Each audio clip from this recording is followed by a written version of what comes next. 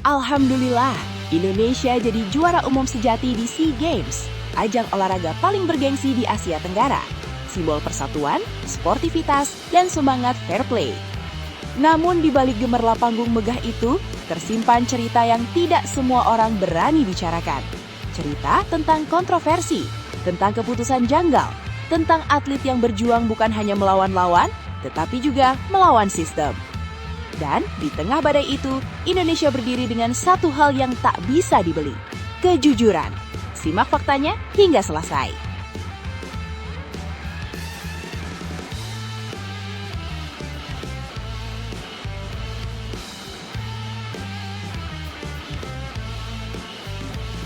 Bayangkan satu momen di mana seluruh bangsa menahan nafas, di mana keringat, air mata, dan doa bertemu di satu titik.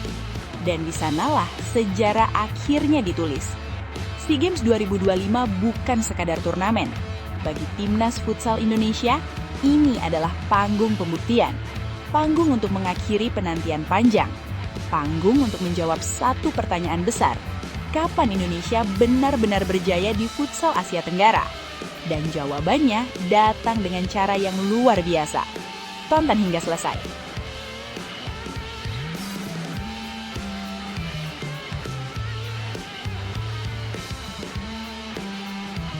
Serta beberapa berita Timnas Indonesia hari ini. Selengkapnya hanya di Zona Timnas Indonesia.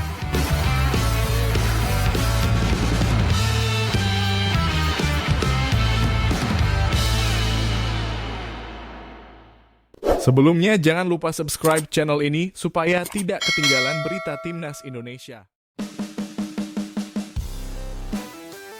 Alhamdulillah, Indonesia jadi juara umum sejati di SEA Games, ajang olahraga paling bergengsi di Asia Tenggara, simbol persatuan, sportivitas, dan semangat fair play.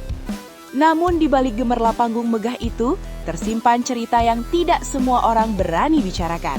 Cerita tentang kontroversi, tentang keputusan janggal, tentang atlet yang berjuang bukan hanya melawan lawan, tetapi juga melawan sistem. Dan di tengah badai itu, Indonesia berdiri dengan satu hal yang tak bisa dibeli, kejujuran. Simak faktanya hingga selesai. SEA Games di Thailand dibuka dengan kemegahan luar biasa. Upacara pembukaan memukau dunia. Semua negara datang dengan semangat yang sama, bertanding secara adil, pulang dengan kebanggaan. Indonesia datang dengan persiapan matang, latihan panjang, mental baja, dan target yang jelas, menunjukkan prestasi bukan drama. Di hari-hari awal, pertandingan berjalan normal. Sorak-sorai penonton terdengar meriah. Namun perlahan kejanggalan mulai terasa. Beberapa cabang olahraga mulai menjadi sorotan. Jadwal pertandingan berubah mendadak, aturan teknis direvisi di menit-menit terakhir, dan yang paling memicu emosi, keputusan wasit yang dianggap berat sebelah. Ada pertandingan krusial, di mana atlet Indonesia unggul secara teknis, namun justru kalah karena penalti kontroversial. Ada skor yang dipertanyakan. Ada pelanggaran lawan yang dibiarkan, ada protes yang tak digubris. Bukan hanya Indonesia yang merasakannya, beberapa negara ASEAN mulai berbisik, namun banyak yang memilih diam. Kenapa? Karena bicara berarti resiko, karena melawan tuan rumah bukan perkara mudah. Di tengah situasi panas itu, Indonesia justru menunjukkan sikap yang jarang terlihat. Tidak ada keributan berlebihan, tidak ada aksi walkout, tidak ada drama berujung sanksi. Atlet-atlet merah putih tetap bertanding, tetap fokus, tetap hormat pada lawan dan wasit, meski hati mereka tahu ada yang tidak adil. Seorang pengamat olahraga Asia Tenggara mengatakan, Indonesia datang bukan hanya membawa kekuatan fisik, tetapi juga karakter. Mereka mungkin tidak selalu diuntungkan, tetapi mereka konsisten menjaga sportivitas. Inilah momen di mana arti juara mulai berubah makna. Beberapa pertandingan penentuan medali menjadi titik balik. Keputusan kontroversial di laga-laga penting langsung memengaruhi klasemen akhir. Medali emas berpindah tangan, harapan juara umum berubah arah. Media sosial meledak, rekaman pertandingan dianalisis ulang, perbandingan keputusan wasit bermunculan, tagar protes membanjiri timeline. Bukan hanya dari Indonesia, tetapi dari atlet, jurnalis, dan penonton dari berbagai negara. SEA Games yang seharusnya menjadi pesta persahabatan berubah menjadi panggung perdebatan besar. Puncak ketegangan terjadi ketika seorang pejabat tinggi olahraga dari Filipina dalam konferensi pers imajiner menyampaikan kritik tajam yang mengejutkan banyak pihak. Dengan nada tegas, ia berkata, SEA Games seharusnya menjadi panggung keadilan, bukan keuntungan sepihak. Ketika tuan rumah terlalu sering diuntungkan oleh keputusan teknis yang janggal, maka semangat olahraga itu sendiri dipertanyakan. Ruangan menjadi hening. Ia melanjutkan, banyak negara memilih diam demi diplomasi, tapi kekecewaan atlet itu nyata.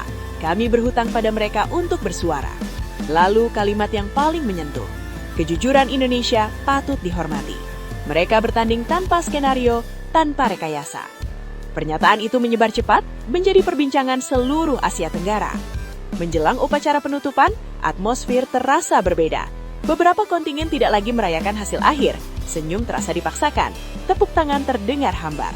Di tribun, sorak-sorai mulai tergantikan bisik-bisik. SEA Games memang akan selesai, tetapi rasa kecewa tidak ikut pulang. Indonesia pulang dengan kepala tegak. Indonesia mungkin tidak dinobatkan sebagai juara umum secara resmi, namun ada hal yang tidak tercatat di tabel medali. Martabat, integritas, dan kepercayaan publik. Para atlet Indonesia pulang bukan sebagai pecundang, melainkan simbol ketulusan olahraga. Mereka menang tanpa manipulasi, kalah tanpa drama, dan tetap menjaga nama bangsa. Bagi banyak orang, inilah arti juara yang sebenarnya. SEA Games di persimpangan sejarah. Kontroversi ini menjadi alarm keras bagi Federasi Olahraga ASEAN. Tanpa transparansi, tanpa keadilan, kepercayaan publik akan runtuh. Banyak pihak kini menyerukan evaluasi total sistem penyelenggaraan, penunjukan wasit yang independen, penghapusan keuntungan berlebih bagi tuan rumah. SEA Games harus kembali ke esensinya. Pesan terakhir, SEA Games telah berakhir, lampu stadion telah padam. Namun satu pesan terus bergema. Olahraga tanpa kejujuran hanyalah panggung kosong tanpa makna. Dan di tengah segala kegaduhan itu, Indonesia telah menunjukkan kepada Asia Tenggara bahwa juara sejati bukan hanya soal emas dan peringkat, tetapi soal berani jujur ketika yang lain memilih diam.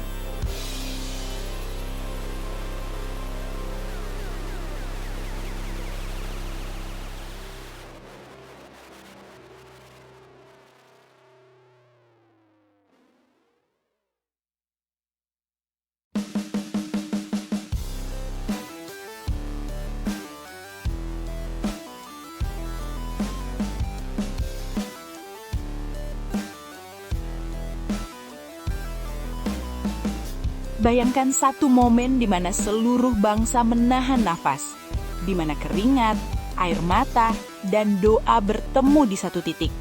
Dan di sanalah sejarah akhirnya ditulis. SEA Games 2025 bukan sekadar turnamen. Bagi Timnas Futsal Indonesia, ini adalah panggung pembuktian. Panggung untuk mengakhiri penantian panjang. Panggung untuk menjawab satu pertanyaan besar. Kapan Indonesia benar-benar berjaya di futsal Asia Tenggara? Dan jawabannya datang dengan cara yang luar biasa. Tonton hingga selesai. Penantian panjang yang akhirnya berakhir. Sejak futsal putra pertama kali dipertandingkan di SEA Games tahun 2007, satu nama selalu mendominasi, Thailand. Dari edisi ke edisi, medali emas seolah menjadi milik mereka. Indonesia berkali-kali mencoba, mendekat lalu terhenti. Berjuang, lalu harus puas. Bukan karena kurang semangat, bukan karena kurang bakat, tapi karena futsal adalah soal proses panjang. Dan tahun 2025, proses itu akhirnya matang. Timnas Futsal Indonesia datang ke SEA Games 2025 tanpa status favorit utama. Tekanan justru lebih banyak diarahkan ke Thailand sebagai Raja Futsal Asia Tenggara. Namun perlahan, Indonesia menunjukkan sesuatu yang berbeda. Permainan lebih rapi, pertahanan lebih disiplin, serangan lebih tajam, dan yang paling terasa, mental yang jauh lebih kuat. Di balik semua itu, ada satu sosok penting yang memegang kendali, Hector Souto. Bagi Hector Souto, futsal bukan sekadar strategi di papan taktik. Futsal adalah tentang kebersamaan, tentang kepercayaan, dan tentang kesabaran. Ia datang membawa filosofi sederhana, berproses bukan instan, membangun tim bukan hanya pemain. Latihan keras, disiplin tinggi, dan satu nilai yang selalu ia tanamkan. Kita adalah satu keluarga. Nilai inilah yang menjadi fondasi saat Indonesia menghadapi laga paling menentukan. Sebelum pertandingan terakhir, situasi klasemen benar-benar tidak menguntungkan Indonesia. Lawan terakhir adalah Thailand, tuan rumah, didukung puluhan ribu supporter fanatik. Thailand hanya butuh hasil imbang. Indonesia wajib menang. Tekanan mental sepenuhnya ada di kubu merah putih. Satu kesalahan kecil bisa menghancurkan mimpi emas. Arena pertandingan bergemuruh. Sorakan supporter Thailand mengguncang ruangan. Setiap sentuhan pemain Indonesia disambut teriakan tekanan. Di atas kertas, ini adalah situasi paling sulit. Namun, justru disinilah karakter sejati diuji. Peluit awal dibunyikan, dan sejak detik pertama, Indonesia tidak menunjukkan rasa gentar sedikitpun. Mereka bermain tenang, sabar membangun serangan, rapat saat bertahan. Thailand mencoba menekan, namun justru Indonesia yang lebih efektif. Gol pertama tercipta, bukan hanya mengubah skor, tetapi juga mengubah psikologi pertandingan. Thailand mulai gelisah, Indonesia semakin percaya diri. Gol demi gol tercipta, setiap serangan Indonesia terasa berbahaya, setiap peluang dimaksimalkan. Skor terus menjauh, 2-1, 3-1, hingga akhirnya 6-1. Angka yang sulit dipercaya, angka yang mematahkan dominasi, angka yang mengubah sejarah. Di hadapan pendukung Thailand, Indonesia tampil perkasa. Saat peluit panjang dibunyikan, segalanya pecah. Pemain berjatuhan ke lantai, ada yang menangis, ada yang berteriak, ada yang hanya terdiam tak percaya apa yang baru saja mereka lakukan. Timnas Futsal Indonesia juara SEA Games 2025, medali emas pertama dalam sejarah. Hector Souto berdiri di pinggir lapangan dengan mata berkaca-kaca. Baginya, ini bukan hanya soal kemenangan. Ini adalah tentang mimpi yang menjadi nyata. Ia berkata, "Saya pikir ini adalah momen yang luar biasa bagi futsal Indonesia. Saya sangat beruntung memiliki kesempatan untuk memimpin para pemain dan staf ini." Lalu ia menambahkan sesuatu yang lebih dalam. "Kami benar-benar satu keluarga, dan kami mewakili impian banyak anak muda Indonesia yang ingin bermain futsal." Kalimat itu bukan sekedar ucapan, itu adalah cerminan perjalanan mereka. Souto juga menyoroti betapa beratnya tantangan melawan Thailand. Bermain melawan Thailand di hadapan pendukung mereka selalu menjadi tantangan besar. Namun, kunci kemenangan ada pada satu hal. Para pemain tetap tenang, fokus, dan menjalankan rencana permainan dengan sangat baik. Ketenangan itulah yang membedakan. Kepatuhan pada strategi itulah yang mengantar emas. Medali emas ini bukan hanya milik pemain, bukan hanya milik pelatih, tetapi milik seluruh rakyat Indonesia. Milik anak-anak yang bermain futsal di gang sempit, milik pelatih-pelatih daerah yang tak pernah menyerah, milik semua yang percaya bahwa Indonesia bisa. Kemenangan ini bukan garis akhir, justru ini adalah titik awal. Era baru futsal Indonesia telah dimulai. Harapan untuk bersaing di Asia semakin terbuka. Mimpi untuk melangkah ke level dunia kini terasa lebih dekat. Dengan fondasi yang kuat, mental juara, dan kebersamaan yang terjaga, Indonesia tidak lagi sekadar peserta. Indonesia adalah penantang serius. SEA Games 2025 akan selalu dikenang sebagai momen di mana dominasi runtuh, sebagai momen di mana keberanian mengalahkan tekanan, sebagai momen di mana Indonesia menulis sejarahnya sendiri. Dan di balik semua itu, ada satu pesan yang menggema. Ketika proses dijalani dengan jujur dan sabar, hasil besar hanya soal waktu. Indonesia telah membuktikannya, dan sejarah akhirnya berpihak pada merah putih.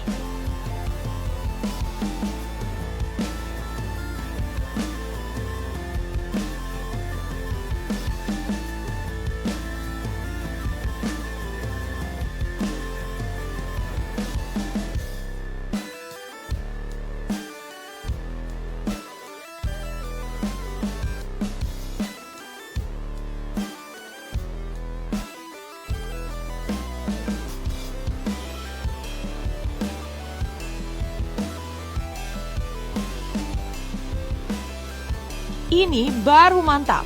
Hasil rapat Exco PSSI menyebutkan bahwa John Hartman resmi ditunjuk sebagai pelatih Timnas Indonesia. Sebuah keputusan besar yang langsung mengundang berbagai reaksi, pro dan kontra, harapan sekaligus rasa penasaran. Namun, bagaimana sebenarnya proses di balik keputusan ini? Mengapa John Hartman yang dipilih? Dan apa arti keputusan ini bagi masa depan Timnas Indonesia? Mari kita bahas secara lengkap, santai dan mendalam. Tonton hingga selesai. Setelah berakhirnya kerjasama dengan Patrick Kluivert, PSSI langsung bergerak cepat mencari sosok pelatih baru. Bukan sekadar pelatih biasa, tetapi figur yang dinilai mampu membawa Timnas Indonesia naik kelas.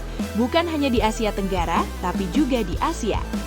PSSI pun mengumumkan bahwa mereka telah menyaring 5 nama pelatih yang ditemui langsung oleh perwakilan federasi di Inggris. Dari 5 nama tersebut, mengerucut menjadi 2 kandidat kuat yang akan dibahas dalam rapat Komite Eksekutif atau Exco PSSI. Namun menariknya, PSSI memilih untuk tidak mengumumkan secara terbuka siapa 2 nama tersebut. Strategi ini tentu membuat publik makin penasaran. Meski demikian, dari berbagai sumber dan sinyal yang beredar, banyak pihak meyakini bahwa 2 kandidat tersebut adalah John Hartman dan Giovanni van Bronckhorst. 2 nama besar, 2 filosofi berbeda, dan 2 pendekatan kepelatihan yang sama-sama menarik. Awalnya, PSSI berencana menggelar rapat Exco setelah SEA Games 2025 berakhir. Hal ini dilakukan karena Ketua Umum PSSI Erick Thohir tengah menjalankan tugas sebagai Menpora untuk mengawal langsung para atlet Indonesia di Thailand. Logikanya sederhana, keputusan sebesar pelatih timnas tentu ingin diambil dalam kondisi lengkap dan matang. Namun kenyataan berkata lain. Tanpa banyak gembar-gembor, rapat Exco PSSI ternyata sudah digelar lebih awal, tepatnya pada tanggal 17 hingga 18 Desember 2025 di Jakarta. Keputusan ini cukup mengejutkan banyak pihak, karena sebelumnya PSSI terkesan menunggu momen yang tepat. Kepastian soal hasil rapat Exco akhirnya disampaikan langsung oleh Wakil Ketua Umum PSSI, Zainuddin Amali. Kepada awak media, Amali menyatakan bahwa mayoritas anggota Exco PSSI sepakat memilih John Hartman sebagai pelatih baru Timnas Indonesia. Pernyataan ini sekaligus mengakhiri spekulasi panjang yang berkembang di publik. Namun, Amali tetap berhati-hati. Ia tidak menyebutkan siapa saja anggota Exco yang secara spesifik mendukung John Hartman. Yang jelas, keputusan itu diambil melalui mekanisme resmi dan sah. Sebagai informasi, saat ini terdapat 12 orang anggota Exco PSSI yang memiliki hak suara dalam pengambilan keputusan strategis, termasuk penunjukan pelatih timnas. Mereka adalah Eko Setiawan, Endri Erawan, Juni Rahman, Muhammad Riyad, Rudi Yulianto, Sumarji, Vivin Cahyani, Ahmad Riyad, Arya Sinulinga, Hasnuryadi Sulaiman, Peter Tanuri, dan Khairul Anwar. Di atas mereka, PSSI dipimpin oleh Erick Thohir sebagai Ketua Umum dengan 2 Wakil Ketua Umum yaitu Zainuddin Amali dan Ratu Tisha. Sementara itu, posisi Sekretaris Jenderal dipegang oleh Yunus Nusi yang dalam konteks ini tidak memiliki hak suara dalam pemilihan pelatih. Artinya, keputusan ini benar-benar diambil oleh Exco melalui mekanisme organisasi yang berlaku. Zainuddin Amali menegaskan satu hal penting, rapat Exco PSSI tersebut sah secara aturan. Rapatnya sudah memenuhi quorum dan rapat Exco sudah sah, ujar Amali kepada media. Namun ada catatan penting yang perlu digarisbawahi. Meski John Hartman telah dipilih sebagai pelatih Timnas Indonesia, prosesnya belum sepenuhnya final. Masih ada tahap negosiasi kontrak yang sedang berlangsung antara PSSI dan pihak John Hartman. Negosiasi ini mencakup banyak hal, durasi kontrak, target jangka pendek dan jangka panjang, struktur tim kepelatihan, hingga kewenangan dalam pengembangan pemain muda. Pertanyaan besar yang kemudian muncul adalah, mengapa John Hartman? John Hartman dikenal sebagai pelatih yang sukses membangun tim nasional dari nol. Ia punya reputasi kuat dalam membentuk identitas tim, kedisiplinan, dan mental juara. Pengalamannya menangani tim nasional serta kemampuannya bekerja dalam proyek jangka panjang menjadi nilai plus di mata Exco PSSI. PSSI tampaknya tidak hanya mencari pelatih untuk menang hari ini, tetapi juga arsitek masa depan sepak bola Indonesia. Jika negosiasi berjalan lancar dan John Hartman resmi diperkenalkan, maka Indonesia akan memasuki babak baru dalam perjalanan tim nasional. Babak yang penuh harapan, babak yang menuntut kesabaran, dan babak yang membutuhkan dukungan penuh dari semua pihak, mulai dari federasi, pemain, hingga supporter. Publik tentu berharap siapapun pelatihnya, Timnas Indonesia bisa tampil lebih konsisten, lebih berani, dan lebih percaya diri di level internasional. Keputusan Exco PSSI menunjuk John Hartman bukan keputusan kecil. Ini adalah langkah strategis yang akan menentukan arah sepak bola Indonesia dalam beberapa tahun ke depan. Kini bola ada di tangan PSSI dan John Hartman. Apakah kerjasama ini akan menjadi kisah sukses atau justru menghadirkan tantangan baru? Waktu yang akan menjawab. Yang jelas, satu hal pasti, sepak bola Indonesia kembali memasuki fase penting dalam sejarahnya.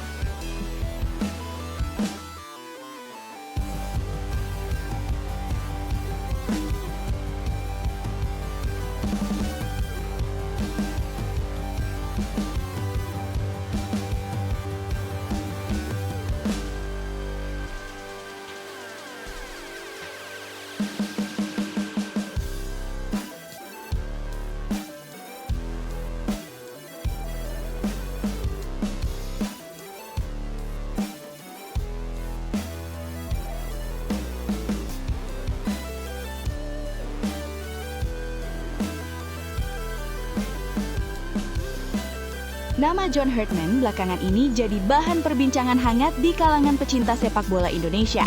Bukan tanpa alasan, pelatih asal Inggris yang sukses membawa Kanada lolos ke Piala Dunia 2022 ini dikabarkan masuk radar PSSI sebagai calon kuat pelatih baru Timnas Indonesia. Media internasional seperti Sky Sports bahkan menyebut bahwa Herdman sedang dipertimbangkan secara serius oleh PSSI. Apalagi saat ini statusnya tanpa klub, setelah berpisah dengan Toronto FC pada November 2024. Pertanyaannya sekarang, seperti apa sebenarnya gaya melatih John Herdman? Apakah taktiknya cocok dengan karakter pemain Timnas Indonesia? Dan mengapa banyak yang menyebut ketegasannya mirip Sintayong? Tonton hingga selesai.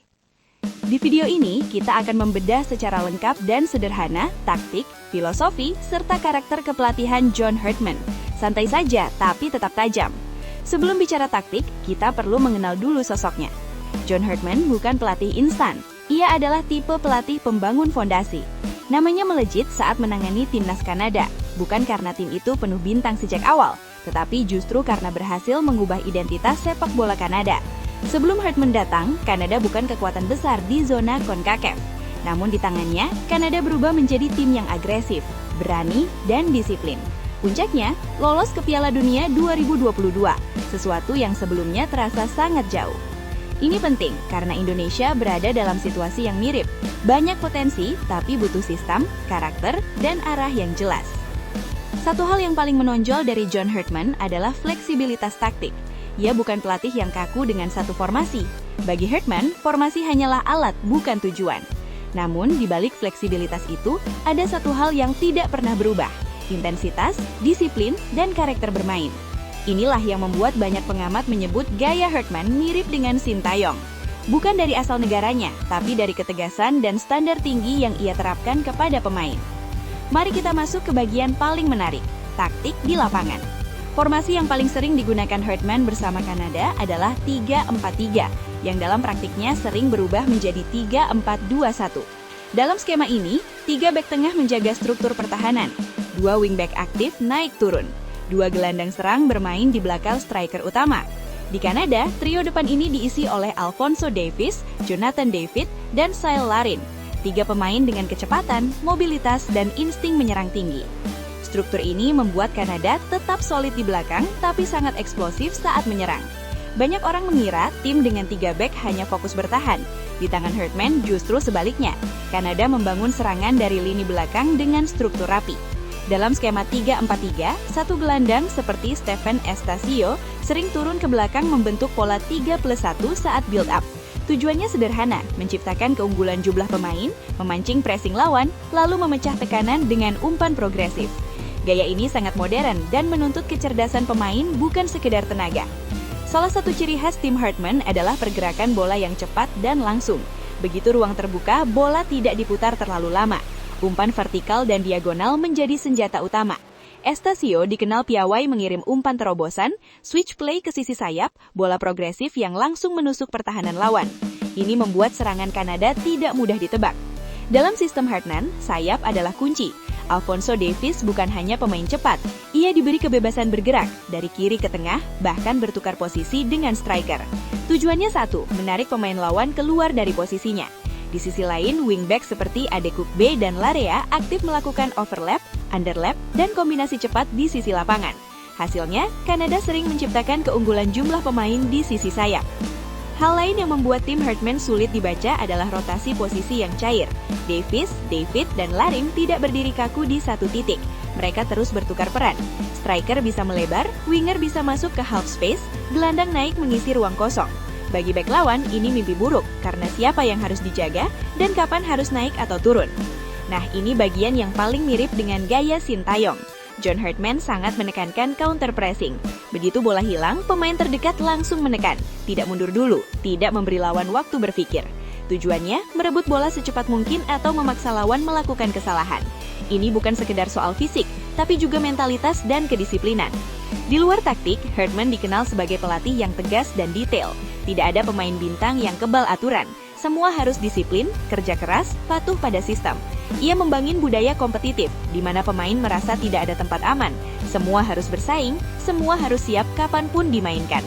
Pendekatan ini sangat relevan dengan kebutuhan timnas Indonesia saat ini. Ini pertanyaan paling penting. Dengan banyaknya pemain Indonesia yang cepat, energik, dan mulai terbiasa bermain di sistem modern, gaya Hartman secara teori sangat cocok. Formasi 3-4-2-1 juga bukan hal asing bagi timnas Indonesia. Counter pressing, intensitas, dan disiplin sudah pernah diterapkan. Yang dibutuhkan hanyalah konsistensi, adaptasi, dan waktu. John Hartman bukan pelatih instan. Ia bukan tipe yang menjanjikan hasil cepat tanpa proses. Namun jika diberi waktu dan dukungan, ia adalah tipe pelatih yang bisa mengubah identitas sebuah tim nasional. Dan jika benar ia menjadi pelatih timnas Indonesia, kita tidak hanya sedang menunjuk pelatih, tetapi sedang memilih arah masa depan sepak bola Indonesia.